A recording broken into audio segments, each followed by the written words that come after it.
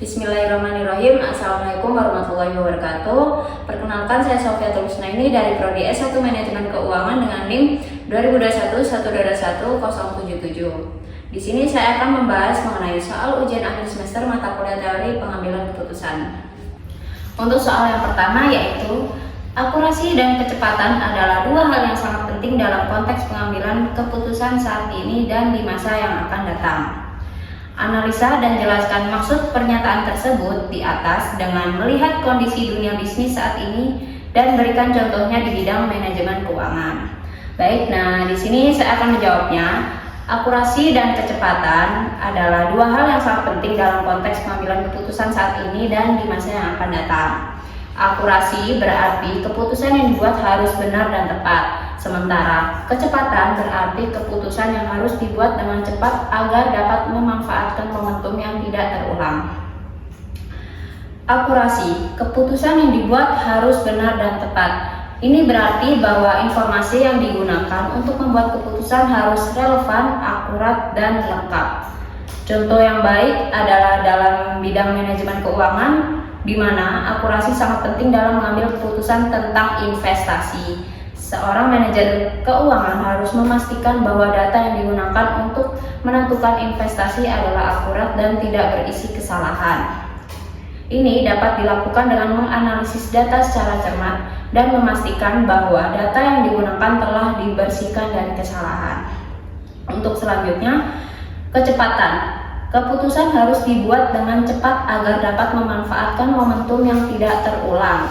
Contoh yang baik adalah di mana keputusan tentang investasi harus dibuat dengan cepat agar dapat memanfaatkan peluang yang ada. Seorang manajer keuangan harus mampu membuat keputusan dengan cepat berdasarkan analisis yang telah dilakukan, sehingga dapat mengambil tindakan sebelum kompetitor atau peluang berlalu. Untuk selanjutnya yaitu soal yang kedua.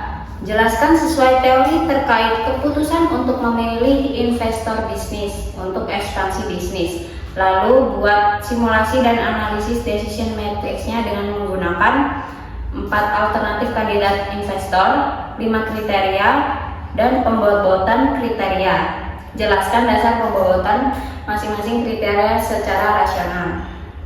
Berikut ini saya paparkan mengenai contoh decision matrix yang saya buat. Di sini terlihat terdapat 4 nama kandidat alternatif dengan beberapa kriteria sebagai berikut. Yang pertama, pengalaman dan keahlian 45%, komunikasi 10%, jaringan dan koneksi 10%, kesesuaian nilai dan visi 10%, serta kepercayaan 25%. Dasar pembobotan kriteria terbesar di sini yaitu dari kriteria pengalaman dan keahlian. Karena di sini saya dalam pengambilan keputusan lebih menginginkan atau membutuhkan kriteria tersebut.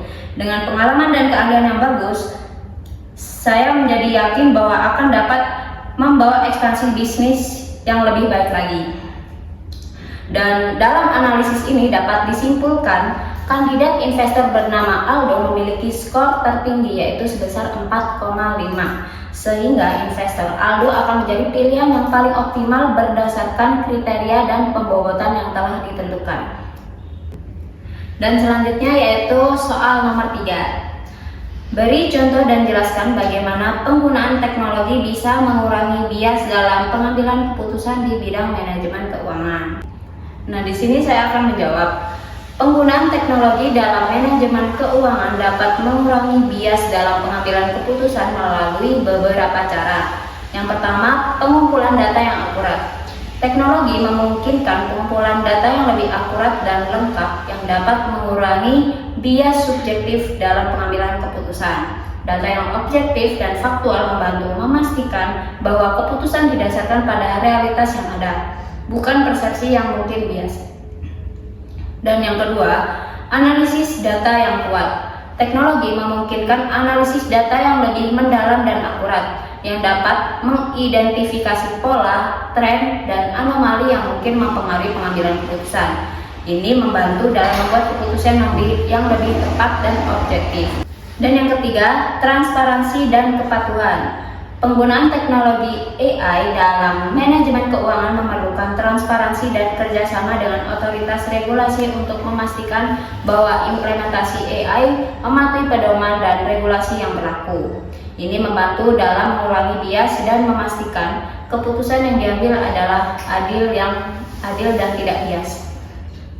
Dan yang keempat, pengelolaan risiko dan keamanan data.